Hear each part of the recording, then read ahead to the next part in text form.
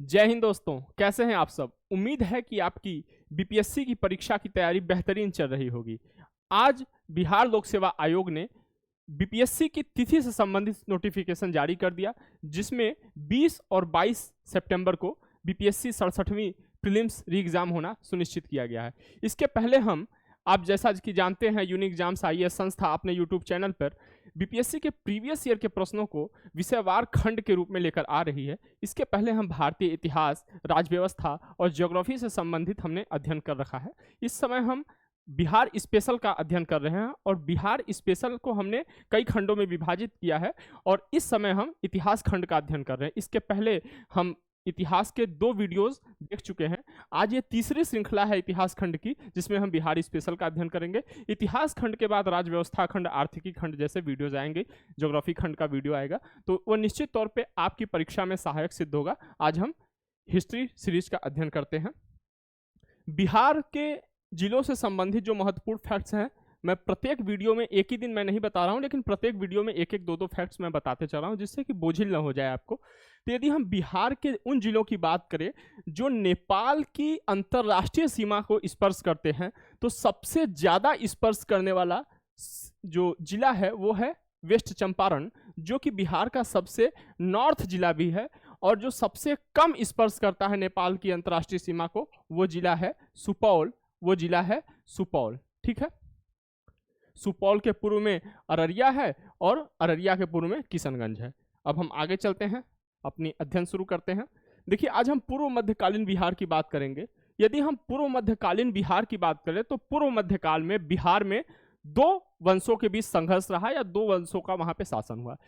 पहला था पालकालीन बिहार। यदि हम पालकालीन बिहार के रूप में हम किसका अध्ययन करेंगे? पाल वंश के शासन का अध्ययन करेंगे बिहार में। और जो दूसरा शासन रहा वो कर्नाट वंश का रहा, तो इसके अंतर्गत हम कर्नाट वंश का शासन करेंगे। जब हर्ष के साम्राज्य का विघटन होता है तो 8वीं शताब्दी के मध्य में पूर्वी भारत, या हम यूं कहें कि बंगाल के क्षेत्र में पालों का उदय होता है। और जब इन पालों का पतन होता है तो उसी के पृष्ठभूमि में कर्नाट वंश के शासकों का अभ्युदय होता है। अब हम पाल वंश के बारे में थोड़ा विस्तार से देख लेते हैं। ये जैसा कि आप जानते हैं, यह इतिहास खंड का से संबंधित वीडियो है, लेकिन इतिहास का वीडियो नहीं है। तो पूरी पृष्ठभूमि, चाहे पाल वंश की हो या कर्नाट वंश की हो या पूरी मध्यकालीन इतिहास की जो पृष्ठभूमि रहेगी वो केवल बिहार के आसपास रहेगी। तो इसमें भी हम वो फैक्ट्स केवल देखेंगे जो बिहार से संबंधित है। अब हम पाल वंश के संस्थापक के बात कर देते हैं। तो ये पाल वंश का जो संस्थापक था ये गोपाल था।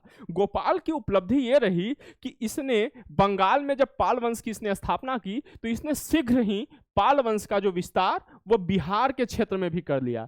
प्रश्न ये पूछेगा आपसे कि वह कौन सा पाल शासक था जिसने अपने साम्राज्य का विस्तार बिहार के क्षेत्र में किया था सर्वप्रथम? तो वो उसका उत्तर होगा गोपाल। गोपाल के समय में ही उदंतपुरी विश्वविद्यालय और उदंतपुरी मठ का निर्माण किया गया। ये उदंतपुरी विश्वविद्यालय कहाँ स्थित है? ये बिहार शरीफ में स्थित है। यहाँ पे देखिए हमने फैक्ट्स क्या लिखा है। ये उदंतपुरी विश्वविद्यालय कहाँ स्थित है? बिहार शरीफ में स्थित है। इसी उदंतपुरी विश्वविद्यालय पर सबसे पहली बार बख्तियार खिलजी आक्रमण करता है और उदंतपुरी के बाद नालंदा विश्वविद्यालय उसका शिकार बनता है, ठीक है। वो हम आगे देखेंगे। अब हम गोपाल के बाद हम देवपाल के बारे में अध्ययन कर लेते हैं। देवपाल का जो शासन काल रहा वो 1810 से 1850 तक रहा। देवपाल के समय में जावा का जो शासक था बलपुत्र देव, इसके अनुरोध पर देवपाल ने नालंदा में निर्मित एक बिहार की देखरेख हेतु 5 गांव दान में दिया था। कितने गांव दान में दिया था? 5 गांव दान में दिया था। इसके कुछ समय बाद, जब ये देवपाल का शासन चल रहा था तो उसी के कुछ समय बाद प्रतिहारों ने उत्तर प्रदेश और बिहार के अधिकांश क्षेत्र को कब्जा कर लिया, अधिकांश क्षेत्र को अधिकृत कर लिया। देवपाल के शासन के कुछ समय बाद की बात हो रही है, पाल वंश के बाद नहीं, देवपाल के शासन के कुछ समय बाद। इसके बाद फिर पालों का पुनरोदय होता है या अभ्युदय होता है। किसके शासनकाल में? महिपाल के शासनकाल में। 11वीं शताब्दी एडी की बात हो रही है। अब महिपाल के शासनकाल में पालों का फिर से पुनरोदय होता है और महिपाल ने पूरे बंगाल पूरे बंगाल और मगध के क्षेत्र पर अधिकार कर लिया। ध्यान देने वाली बात है, सबसे पहली बार किसने मगध के क्षेत्र में या बिहार के क्षेत्र में पालों का विस्तार किया था, तो गोपाल ने किया था। लेकिन जब प्रश्न पूछेगा पूरे बंगाल और मगध पर किस पाल शासक ने अधिकार कर लिया, तो वो महिपाल होगा।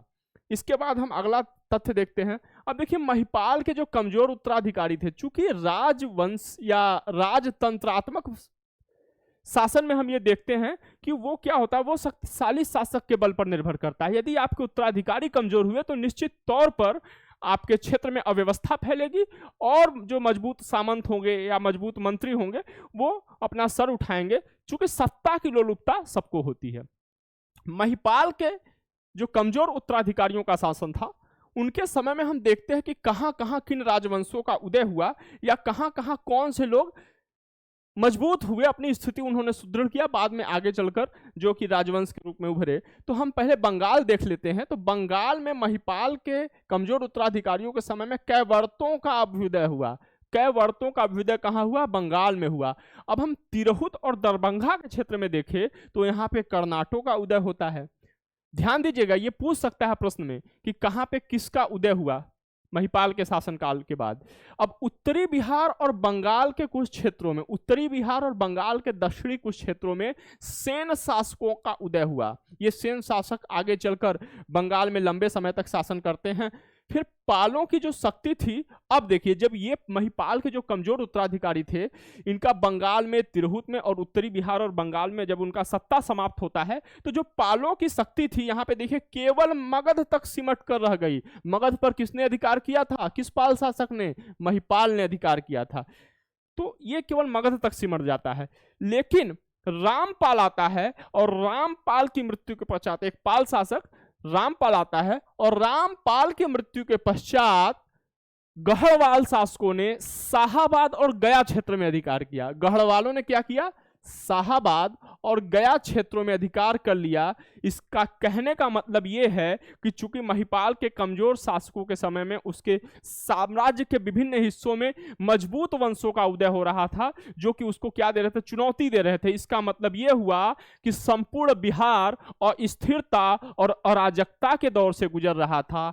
इसी अस्थिरता और अराजकता के दौर में 12वीं शताब्दी में तुर्क आक्रमण का शिकार बनता है बिहार।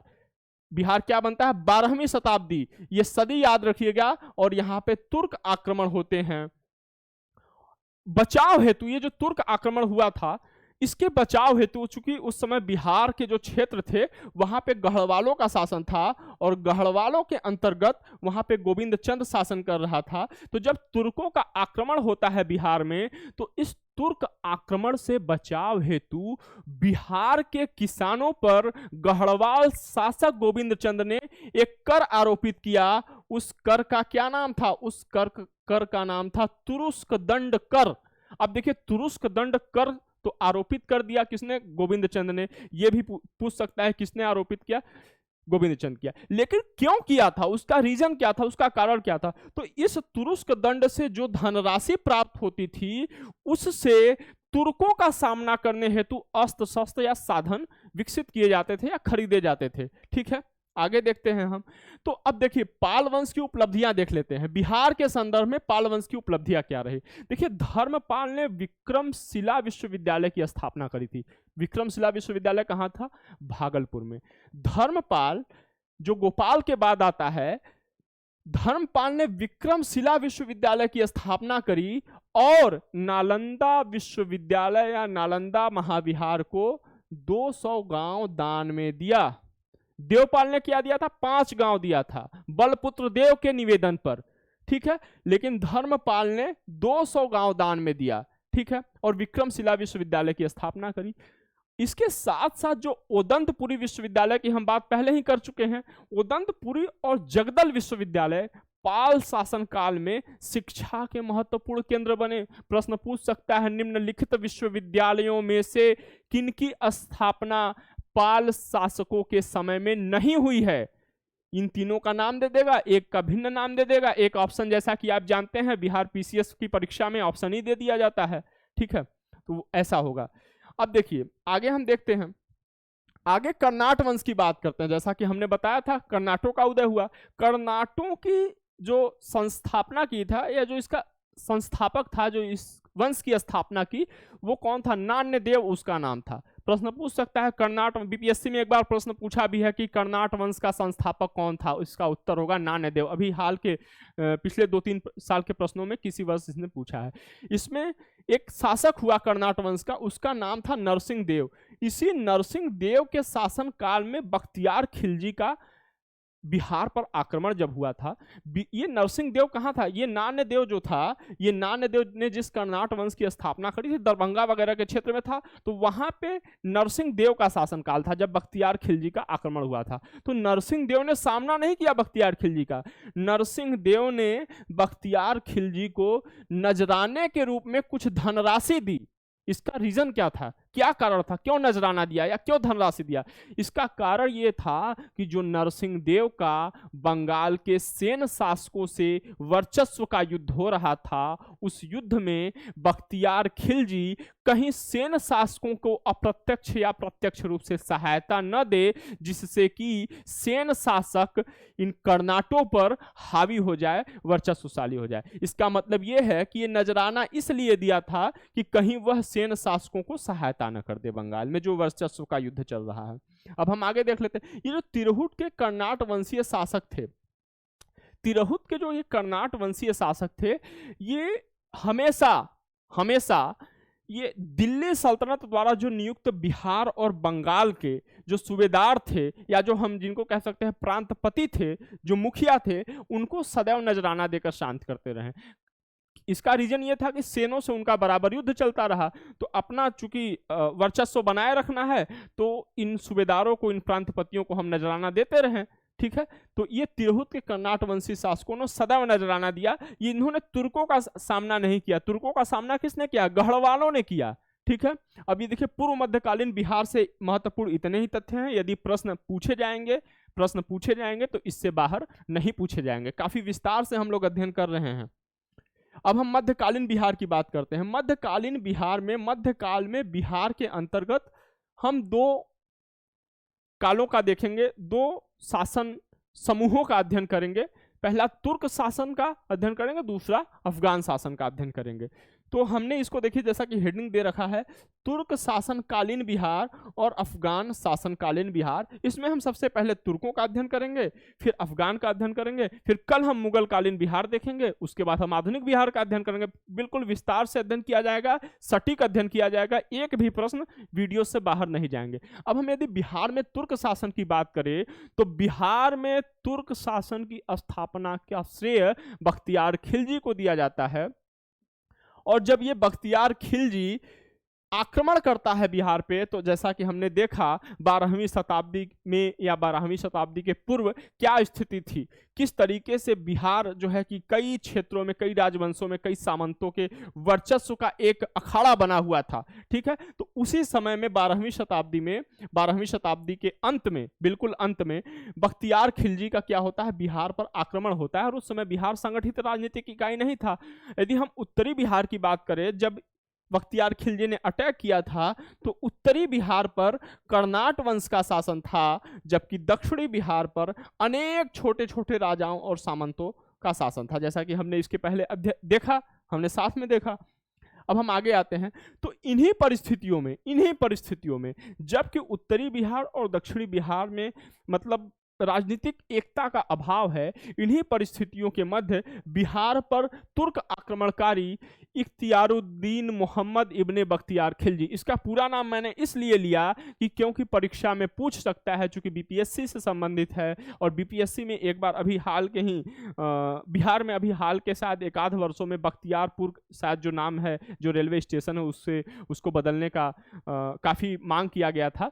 तो चूंकि आक्रमणकारी का नाम है, इसलिए उसको बदलने की मांग की जा रही थी स्थानीय जनता के द्वारा, इसलिए मैं इसका पूरा नाम लिख दिया मैंने यहाँ, इख्तियारुद्दीन मोहम्मद इब्ने बख्तियार खिलजी उसका पूरा नाम था। तो इन्हीं परिस्थितियों में बख्तियार खिलजी ने आक्रमण किया और कब्जा किया। अब देखिए, बख्तियार खिलजी ने जब आक्रमण किया था, तो वह सेनापति किसका सहायक था? प्रश्न यह पूछ सकता है। तो एक सेनापति था कुतुबुद्दीन ऐबक का, मलिक हसमुद्दीन वह बनारस और अवध प्रांत का सेनापति था। मलिक हसमुद्दीन ये कुतुबुद्दीन ऐबक का सेनापति था और ये बनारस और अवध प्रांत का सेनापति था। इसी का सहायक था बख्तियार खिलजी। ठीक है, आगे देखते हैं हम। अब देखिए मध्यकालीन बिहार की सबसे बड़ी विशेषता ये रही, अब देखिए जब तुर्क आते हैं तो चूंकि क्षति भी हुई, उदंतपुरी विश्वविद्यालय को तुर्क बख्तियार खिलजी ने नष्ट किया, तुर्कों ने कह सकते हैं नष्ट किया, नालंदा विश्वविद्यालय में आग लगा दिया। लेकिन एक अगर हम इतिहास के दृष्टिकोण से देखते हैं तो केवल हम तथ्यों का अध्ययन नहीं करते बल्कि ये भी देखते हैं कि उससे पॉजिटिव क्या हुआ। तो मध्यकालीन बिहार की जो सबसे बड़ी विशेषता रही वह यह रही कि तुर्क आक्रमण और शासन के अंतर्गत वह एक संगठित राजनीतिक और प्रशासनिक इकाई के अंतर्गत आ गया।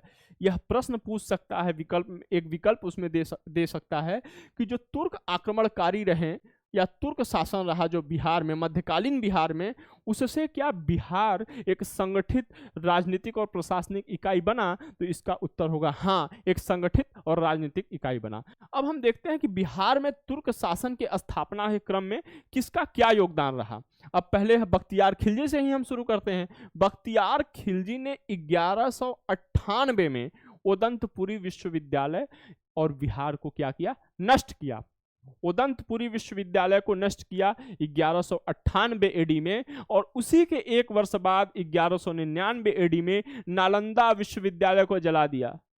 ये देखिए नालंदा विश्वविद्यालय। प्रश्न पूछ सकता है कि निम्नलिखित घटनाओं में बख्तियार खिलजी से जो संबंधित घटनाएं दे देगा और उनका कालक्रम लगाने के लिए दे देगा, तो उसमें पहले उदंतपुरी आएगा। चूंकि उदंतपुरी विश्वविद्यालय को उसने नष्ट किया था या केवल ऐसे ही नॉर्मली नष्ट किया था, आग नालंदा विश्वविद्यालय में लगाया था, और नालंदा विश्वविद्यालय उस समय विश्व का बिल्कुल बहुत ही प्रसिद्ध विश्वविद्यालय था, भारत का प्रसिद्ध विश्वविद्यालय था। इसलिए ये सबकी जबान पे है। उदंतपुरी के बारे में बहुत कम जगह दिया है कि इसे बख्तियार खिलजी ने ही नष्ट किया था। फिर उसके बाद 1203-1204 के अंतर्गत बख्तियार खिलजी बंगाल पर आक्रमण करता है। बिहार का क्षेत्र ये है, ये बंगाल का क्षेत्र है। ठीक है, ये बिहार का क्षेत्र है, ये बंगाल का क्षेत्र है। तो ये बिहार से बंगाल पर आक्रमण करता है कब? 1203 और 1204 में, और अधिकांश बंगाल पर कब्जा कर लेता है। जब बंगाल पर वह कब्जा करता है तो क्या करता है?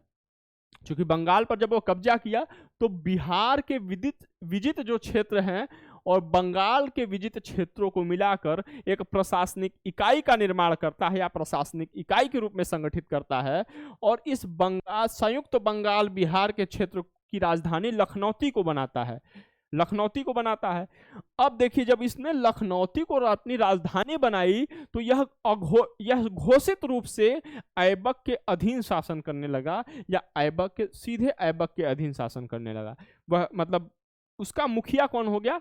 हसमुद्दीन से हटकर ऐबक हो गया, ऐबक के अधीन शासन करने लगा। लेकिन 1206 में बख्तियार खिलजी की मृत्यु हो जाती है।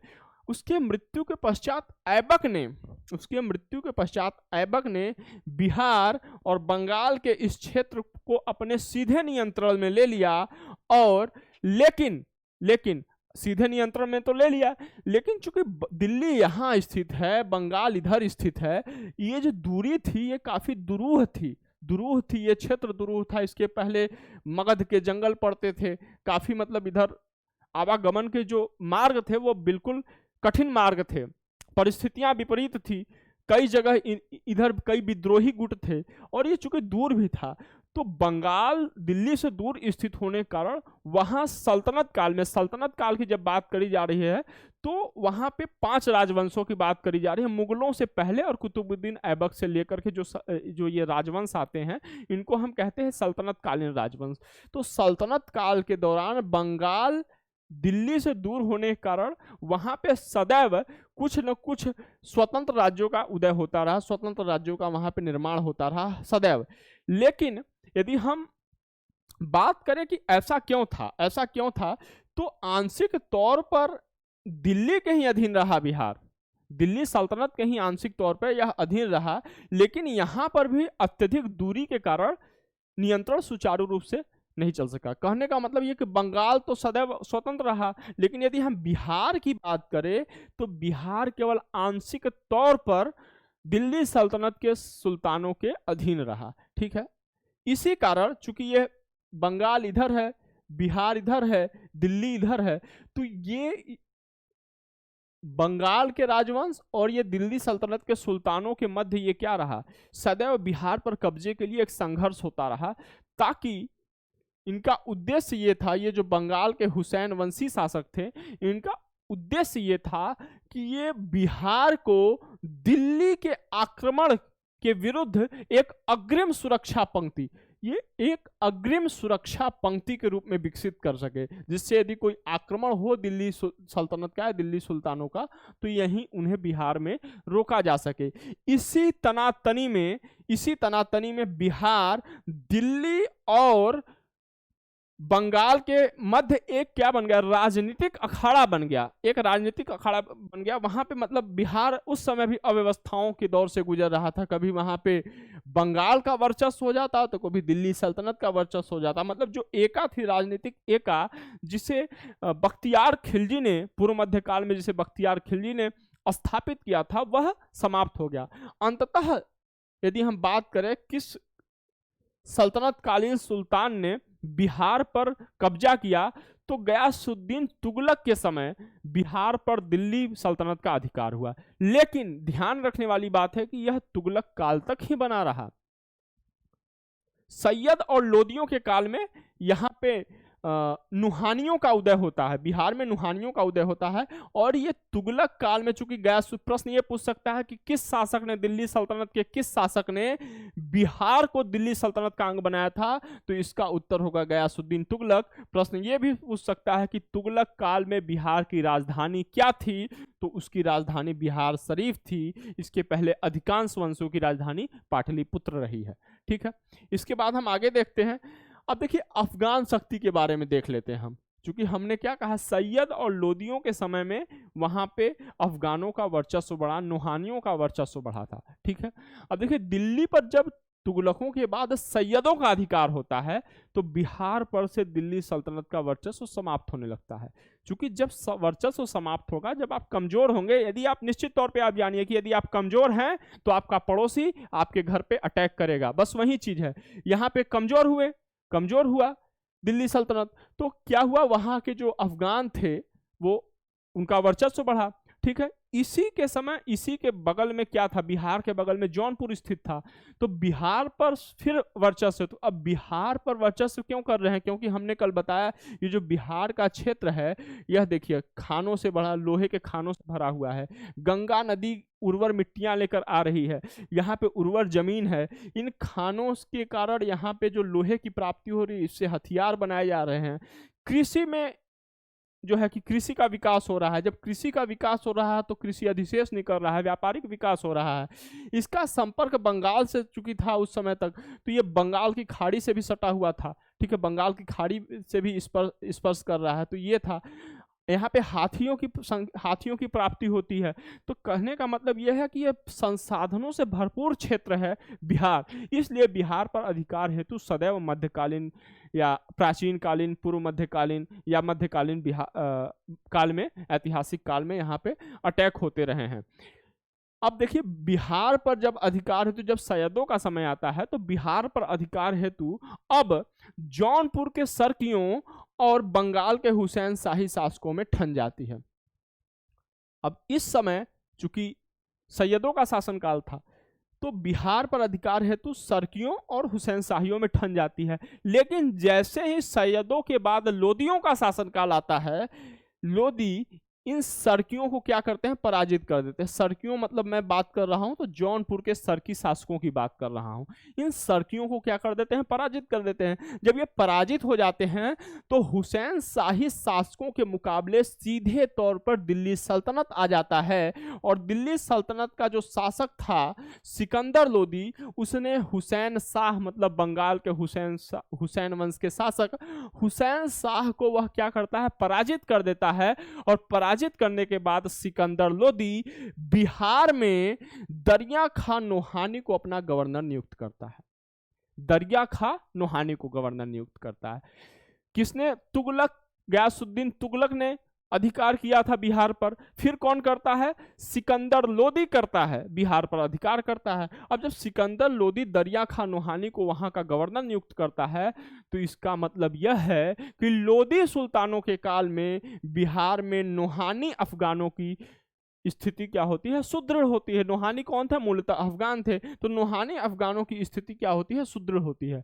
और 1526 में जब बाबर इब्राहिम लोदी को पराजित करके दिल्ली पर अधिकार करता है, तो उसी समय बिहार में, चूंकि यहाँ पे इब्राहिम लोदी पराजित हो गया है और बाबर, उनको लगा था, लोगों, भारतीय जो उस समय राजवंश थे, भारतीय शासक थे, उनको लगा था कि बाबर अन्य आक्रमणकारियों की तरह आएगा, लूटेगा और वापस काबुल चला जाएगा। लेकिन जब वह बाबर ने 1526 में दिल्ली पर अधिकार किया और उसके बाद उसने अपने पुत्रों को भेजा कि आप जाइए आगरा पर अधिकार करिए, ठीक है। इसी क्रम में हुमायूं ने जौनपुर पे अटैक किया और वहां से इब्राहिम लोदी के भाई महमूद लोदी को भगा दिया, तो वह बिहार में शरण ले लिया था। तो जब यह दिल्ली पर अटैक करता है, बाबर दिल्ली पर अधिकार करता है, तो इससे क्या होते हैं, बिहार में बहार खान नूहानी स्वयं को स्वतंत्र पाकर मोहम्मद शाह नूहानी के रूप में अपने शासन की स्थापना कर देता है, अपने शासन की घोषणा कर देता है और अपने संप्रभुता की स्थापना करता है।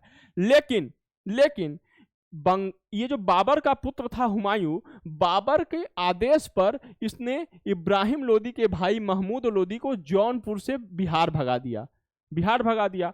अब ये महमूद लोदी, चूंकि ये भी अफगान था और ये बिहार आता है और इसे अफगानों को हराने के लिए या बिहार में महमूद लोदी को हराने के लिए बाबर का जो चौथा आक्रमण होता है 6 मई 1529 को, यह घाघरा के प्रथम युद्ध में, यहाँ पे ध्यान दीजिएगा मैं प्रथम युद्ध की बात कर रहा हूँ क्योंकि 1532 में घाघरा का द्वितीय युद्ध होता है, वह हुमायूं और महमूद लोदी के बीच में होता है, ठीक है। उसे कई बार दौरहिया का भी युद्ध कहते हैं। तो घाघरा का मैं प्रथम युद्ध डिनोट कर रहा हूँ, संबोधित कर रहा हूँ, कई बार प्रश्न में घाघरा का युद्ध भी पूछ सकता है, ठीक है। तो 6 मई 1529 को घाघरा के प्रथम युद्ध में बाबर ने महमूद लोदी को पराजित किया, ठीक है। लेकिन चूंकि अफगान उस समय तक केवल बिहार तक सीमित हो गए थे, तो अफगानों ने निर्णय लिया कि ऐसा है कि आपसी जो रंजिश है, आपसी शत्रुता है, उनको समाप्त किया जाए। और चूंकि इब्राहिम लोदी का भाई है महमूद लोदी, तो उसी के नेतृत्व में हम क्यों न मुगलों की या मुगल आक्रमणकारियों का हम सामना करें। तो सभी बिहार के सभी अफगानों ने महमूद लोदी को बिहार फिर से सहायता करने के लिए बिहार में उसको पटना में उसका राज्याभिषेक किया। तो प्रश्न पूछ सकता है महमूद लोदी का राज्याभिषेक कहाँ किया गया था, तो पटना में किया गया था। और राज्याभिषेक के बाद उसका नेतृत्व स्वीकार करते हैं। यह नेतृत्व स्वीकार करने में यह इन सभी अफगानों में कौन शामिल था, शेर खां भी शामिल था। यह तथ्य शेर खां भी शामिल था, यह तथ्य इसलिए महत्वपूर्ण हो जाता है कि इससे पहले इसने एक युद्ध में बाबर की ओर से लड़ाई लड़ा था, बाबर के पक्ष से इसने लड़ाई लड़ा था, ठीक है। तो अब शेर खां भी इसमें शामिल थे। लेकिन हुमायूं 1532 में घाघरा के द्वितीय युद्ध में या दौरहिया के युद्ध में पुनः अफगानों को पराजित करता है, फिर अफगानों को पराजित करता है। इसके बाद क्या हुआ, इसके बाद नूहानियों का अंत हो जाता है। नूहानी शासकों का या अफगान शासक वहां पे काफी कमजोर हो जाते हैं और नूहानियों का जो वर्चस्व था बिहार में वह 1532 के हुमायूं के 1532 के आक्रमण के बाद वह समाप्त हो जाता है।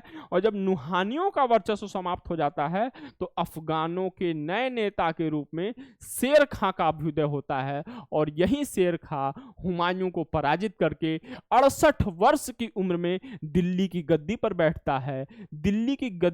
बैठता है और कलिंजर के युद्ध में एक तोप का गोला फट जाने के कारण इसकी मृत्यु हो जाती है, ठीक है। तो आज की श्रृंखला यहीं पे समाप्त होती है दोस्तों।